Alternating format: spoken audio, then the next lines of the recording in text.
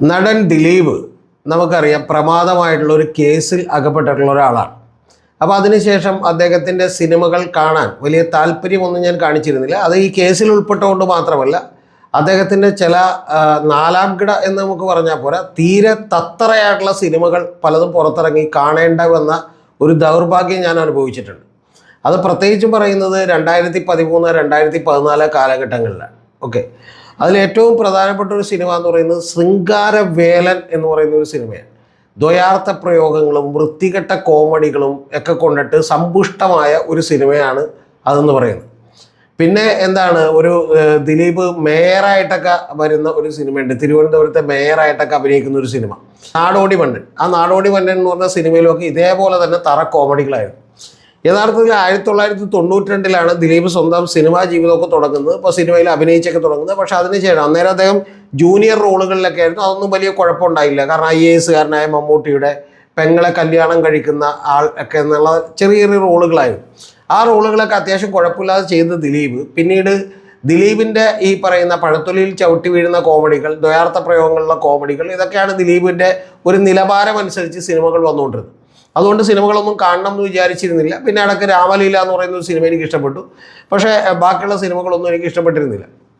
പക്ഷേ ഈ കഴിഞ്ഞ ദിവസം ഒരു വലുതെന്തോ സംഭവിക്കാനിരുന്നതാണ്. ഭാഗ്യത്തിന് അത് സംഭവിക്കാതെ ഒഴിഞ്ഞുപോയി എന്ന് പറഞ്ഞാൽ, നമ്മൾ പറയില്ലേ കണ്ണീ കൊള്ളേണ്ടത് പുരികത്ത് കൊണ്ടുപോയി എന്ന് പറയുന്നത് പോലെ ഒരു സിനിമ കാണേണ്ടി വന്നു. ആ സിനിമയുടെ പേര് പ്രിൻസ് ആൻഡ് ഫാമിലി എന്നാണ്.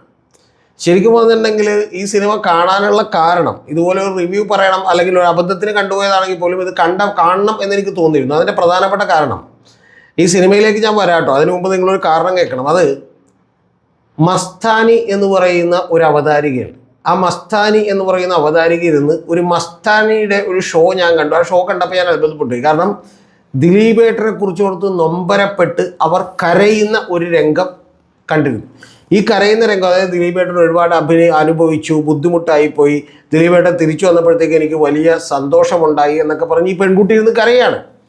ഈ കരഞ്ഞതിന് ശേഷം അടുത്തതെന്ന് പറഞ്ഞിട്ടുണ്ടെങ്കിൽ ക്യാമറ ഓഫ് ചെയ്യൂ, ഇത് കൊടുക്കല്ലേ എന്നൊക്കെ പറയുന്നുണ്ട്. പക്ഷേ ഇത് ഷൂട്ട് ചെയ്യുന്ന ഏതൊരു പോഴന്മാർക്കും അറിയാം ഇത് കൊടുക്കണ്ടെന്ന് വിചാരിച്ചിട്ടുണ്ടെങ്കിൽ കൂളായിട്ട് അത് കട്ട് ചെയ്ത് മാറ്റാവുന്നേ ഉള്ളൂ. പക്ഷേ ഇത് ആളുകൾ കൂടുതൽ കാണാൻ വേണ്ടിയിട്ടാണല്ലോ ഈ കണ്ണീരും കരച്ചിലും ഒക്കെ കാണിക്കുന്നത്. അല്ലാതെ ഇത് ആത്മാർത്ഥമായിട്ട് ദിലീപ് വന്നില്ലെങ്കിൽ മസ്താനി വീട്ടിൽ കഞ്ഞി കുടിക്കൂല എന്നൊന്നുമില്ല. അപ്പോൾ അങ്ങനെ മസ്താനി കരഞ്ഞു കാണിച്ചു എന്ന് പറഞ്ഞപ്പോൾ യഥാർത്ഥത്തിൽ ദിലീപിനെ വെളുപ്പിക്കാനുള്ള ഒരു പരിശ്രമമാണ് മസ്താനിയുടെ കണ്ടത്. അത് ഈ സിനിമയോടുകൂടി കൃത്യമായിട്ട് വീണ്ടും കണ്ടു. പിന്നെ ദിലീപ് ഈസ് ബാക്ക് എന്നൊക്കെ പറഞ്ഞ് നമ്മുടെ ലിസ്റ്റിൻ സ്റ്റീഫനൊക്കെ വന്ന് തള്ളുന്നതൊക്കെ ഞാൻ കേട്ടു.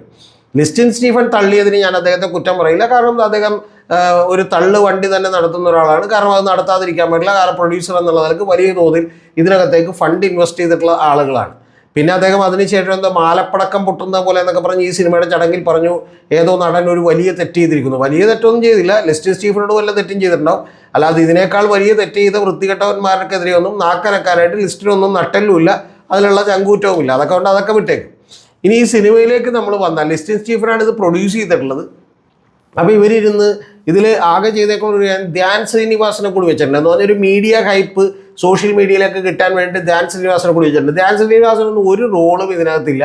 വളരെ ചെറിയൊരു റോളുകൾ മാത്രമേ ഈ സിനിമയിലുള്ളൂ. ഇനി ദിലീപിൻ്റെ ഈ പടത്തിലെ കോമഡി എന്നൊക്കെ പറഞ്ഞാൽ ഒരു അസാമാന്യ കോമഡികളാണ്. ശരിക്കും പറഞ്ഞാൽ സാധാരണ കോമൺ സെൻസും ബുദ്ധിയൊക്കെ ഉള്ള ഒരുത്തരെ സംബന്ധിച്ചിടത്തോളം നിങ്ങൾക്ക് കരയണമെന്നുണ്ടെങ്കിൽ ഈ സിനിമ കാണാം. അതാണ് എനിക്ക് പറയാനുള്ളത്. കുറച്ച് ആളുകളൊക്കെ ഇരുന്ന് സൈഡിലൊക്കെ ഇരുന്ന് തിയേറ്ററിലൊക്കെ ഇരുന്ന് ചിരിക്കുന്നുണ്ട്, ഇല്ലാന്നില്ല. ചില ആളുകൾക്കൊക്കെ ഈ വളിച്ച കോമഡിയൊക്കെ കണ്ട് ഇഷ്ടപ്പെട്ടേക്കാം. കാരണം ഇതിൽ ഒരു പെൺകുട്ടി ജീവിതത്തിലേക്ക് കടന്നു വരുന്നു. ആ കടന്നു വരുന്നത് ഒരു സോഷ്യൽ മീഡിയയിലൊക്കെ വലിയ സൂപ്പർ സ്റ്റാർ ആയിട്ടുള്ള ഒരാൾ കടന്നു വരുമ്പോഴുള്ള സംഭവമാണ്. പിന്നെ അതിൽ ആർട്ട് ഡയറക്ടറൊക്കെ ഇരുന്ന് പറയുന്നുണ്ട് എന്താണ്, ഒരു സെൽഫി സ്റ്റിക്കുമായിട്ടൊരു പെൺകുട്ടി കല്യാണത്തിലേക്ക് വരുന്നു. ഇങ്ങനെയുള്ള കുറേ അവിഞ്ഞ കോമഡികളും ഒക്കെയാണ് കാണിക്കുന്നത്. പക്ഷേ ഇതിൻ്റെ ത്രെഡിന് വലിയൊരു പ്രാധാന്യം ഉണ്ടായിരുന്നു. കാരണം ഈ സോഷ്യൽ മീഡിയയിലൂടെ ഒരു അഭിപ്രായം രൂപപ്പെടുന്നതും അതുപോലെ സോഷ്യൽ മീഡിയയിലൂടെ ഈ റീച്ച് കിട്ടാൻ വേണ്ടിയിട്ട് ആളുകൾ നടത്തുന്ന പരാക്രമങ്ങളൊക്കെ ഒരു തീമായിട്ട് ഇതിനകത്തുണ്ടായിരുന്നു. പക്ഷേ ആ തീം തന്നെ ദിലീപിൻ്റെയൊക്കെ ഈ നിലവാരക്കുറവ് കൊണ്ട് യാതൊരു കാരണവശാലും ഇത് എടുത്തു ഫലിപ്പിക്കാൻ പറ്റിയില്ല. പലപ്പോഴും എനിക്ക് തോന്നിയിട്ടുള്ളൊരു കാര്യം, ദിലീപിന് വേണ്ടി മറ്റുള്ള ആളുകൾ തിരക്കഥ എഴുതുന്നതാണോ അതോ എല്ലാ തിരക്കഥകളിലും ദിലീപ് തന്നെ വന്ന് എഴുതുന്നതാണോ എന്ന് പോലും എനിക്ക് സംശയമുണ്ട്. കാരണം ഇത്രയും ഈ പറയുന്ന ഒരു പഴകിയ കോമഡി അല്ലെങ്കിൽ ഒരു വളിച്ച കോമഡികളൊക്കെ തന്നെ എഴുതാൻ ദിലീപിൻ്റെ സിനിമയിൽ മാത്രം എങ്ങനെ വരുന്നു എന്നുള്ളത് എന്നെ അത്ഭുതപ്പെടുത്താണ്. ഇദ്ദേഹം മറ്റൊരു കേസിൽപ്പെട്ടതാണ്. ആ കേസിൽപ്പെട്ട് അദ്ദേഹം ശിക്ഷിക്കപ്പെട്ടെ. പക്ഷെ ഒരു ജോലി എന്നുള്ള നിലക്ക് അദ്ദേഹത്തിൻ്റെ സിനിമകളെ ബഹിഷ്കരിക്കണം എന്നൊന്നും എനിക്ക് തോന്നിയിട്ടില്ല. അതുകൊണ്ടാണ് ഞാൻ ഈ പറയുന്ന രാമലീല മുതലുള്ള നിരവധി സിനിമകളൊക്കെ കണ്ടത്. ഒന്ന്. രണ്ടാമത്തെ കേസ് എന്ന് പറയുന്നത് ഈ കേസും ശിക്ഷിക്കപ്പെടില്ല എന്നുള്ളത് എനിക്ക് ഉറപ്പാണ്. കാരണം അദ്ദേഹം വലിയ സമ്പന്നനായതുകൊണ്ട് പലതരത്തിലുള്ള ഗിമ്മിക്കുകളൊക്കെ നടത്തി ഇതിൽ നിന്ന് രക്ഷപ്പെടും എന്നുള്ള കാര്യത്തിലൊന്നും എനിക്ക് സംശയമില്ല. പക്ഷേ വനിത എന്ന് പറയുന്ന ഒരു മാഗസിൻ ഇദ്ദേഹത്തെ വെളുപ്പിക്കാനും വെള്ളപൂശാനും ഒക്കെ വലിയ ഒരു ഇൻ്റർവ്യൂ നടത്തിയെന്ന് നമുക്കറിയാം. ആ ഇൻ്റർവ്യൂവിൽ അദ്ദേഹം പറഞ്ഞിരുന്ന ഒരൊറ്റ കാര്യമാണ്. കാരണം ദൈവത്തോട് അദ്ദേഹം പ്രാർത്ഥിക്കുന്നു, സത്യം പുറത്തു വരണം. ആ സത്യം പുറത്തു വരുന്നവരെ മാനസികമായിട്ടുള്ള മറ്റേ ഏതെങ്കിലും തരത്തിലുള്ള ഒരു ബുദ്ധിമുട്ടുകളിലേക്ക് എന്ന് പറഞ്ഞാൽ മാനസിക നില തെറ്റുന്ന ലെവലിലേക്കോ അല്ലെങ്കിൽ മരണമോ ഒന്നും അദ്ദേഹത്തെ തേടിയെത്തരുത്. പകരം അതിനു മുമ്പ് സത്യം പുറത്തു വരുന്ന നാൾ വരെയെങ്കിലും ഞാൻ ജീവിച്ചിരിക്കണം എന്നുള്ള ഡയലോഗൊക്കെയാണ് അദ്ദേഹം ഇട്ടുകൊണ്ടിരുന്നത്. അപ്പോൾ ഏതാണ്ട് അതിനോടനുസരിച്ചുള്ള തള്ളുകളൊക്കെ തന്നെയാണ് ഈ സിനിമയുടെ പ്രൊമോഷന് വേണ്ടി വന്ന് തള്ളിക്കൊണ്ടിരുന്നത്. ആ തള്ളുകൾ കാരണം ഈ സിനിമ കുറച്ചുകൂടി മുന്നോട്ട് പോയിട്ടുണ്ട്. പക്ഷെ ഞാനൊരു കാര്യം പറയുന്നു, ഇത് ഒരു കാലഘട്ടം കഴിയുമ്പോൾ ജനങ്ങൾ കണ്ടിട്ടുണ്ടെങ്കിൽ അങ്ങേയറ്റം മോശപ്പെട്ട ആളുകൾക്ക് തന്നെ കണ്ടിട്ടുണ്ടെങ്കിൽ കരച്ചിൽ വരുന്ന ഒരു കോമഡികളാണ് ഇതിനകത്തുള്ളതെല്ലാം. ഒരു വളരെ ഗംഭീരമായി അഭിനയിച്ചു എന്ന് പറയുന്നത് ഞാനിപ്പോൾ അവരൊക്കെ പുതിയ ആക്ടേഴ്സൊക്കെ ആയതുകൊണ്ട് അവരെക്കുറിച്ചൊന്നും പറയുന്നില്ല. അവരൊക്കെ എന്ന് പറഞ്ഞിട്ടുണ്ടെങ്കിൽ ഇതിനകത്ത് ഒരു ക്യാരക്ടറൈസേഷനും ഇല്ല, ക്യാരക്ടറും ഇല്ലാത്ത ഒരു പ്രത്യേകിച്ച് ഒരു റോളും ഇല്ലാത്ത ആളുകളൊക്കെ തന്നെ വെറുതെ കിടന്ന് കുറേ ഡയലോഗുകൾ വിടുന്ന സിനിമയാണിത്. ഒരു തരത്തിലുള്ള രസമോ ബാക്കിയുള്ള കാര്യങ്ങളോ ഒന്നും ഇതിനകത്ത് ഇല്ല. അപ്പം അതുകൊണ്ട് എന്നെ സംബന്ധിച്ചോളം പറഞ്ഞിട്ടുണ്ടെങ്കിൽ ഇത്തരത്തിൽ യഥാർത്ഥത്തിൽ ഈ ദിലീപൊക്കെ ചെയ്തുകൊണ്ടിരിക്കുന്ന ഒരു കുഴപ്പം, നമ്മുടെ നാട്ടിലുള്ള കുറേ ആളുകളൊക്കെ കൂടി പറ്റുമെങ്കിൽ പിരിച്ച് സംഭാവന എടുത്ത് വലിയൊരു തുക, അതായത് 4-5 സിനിമകൾ ഒരു മാസം ചെയ്യേണ്ട തുക കൃത്യമായി ദിലീപിന് നമ്മൾ സംഭാവന ചെയ്യേണ്ടതാണ്. അദ്ദേഹത്തിൻ്റെ പ്രതിഫലം എത്രയാണ്? ഇപ്പോൾ ഒരു 3 കോടി 4 കോടിയൊക്കെ ഉണ്ടാവുമെന്ന് വിചാരിക്കുന്നു. ആ 4 കോടി രൂപയ്ക്ക് ഇപ്പോൾ ഒരു 5 സിനിമ മാക്സിമം ഒരു കൊല്ലം അല്ലെങ്കിൽ 2 സിനിമ ചെയ്യുമെങ്കിൽ നമ്മൾ ഇനി പിരിവെടുത്തിട്ടൊരു 8 കോടിയോ 10 കോടിയോ ദിലീപിന് കൊടുത്താൽ പോലും ഈ നമ്മുടെ സിനിമാരംഗം മലീമസമാക്കുന്ന ഇത്തരത്തിലുള്ള സിനിമകളുമായിട്ട് വരരുതേ എന്നാണ് എൻ്റെ ചെറിയൊരു അഭ്യർത്ഥന.